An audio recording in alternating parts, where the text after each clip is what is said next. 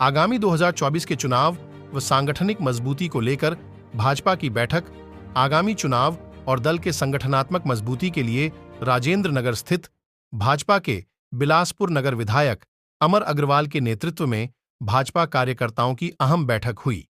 बैठक में लोकसभा चुनाव की तैयारी को लेकर प्रखंड क्षेत्र के भाजपा के सभी वरीय कार्यकर्ताओं के साथ विशेष बैठक की गई। बैठक के दौरान उपस्थित कार्यकर्ताओं ने लोकसभा चुनाव में भाजपा के प्रत्याशियों को भारी मतों से जीत दिलाने के लिए रणनीति पर चर्चा की गई।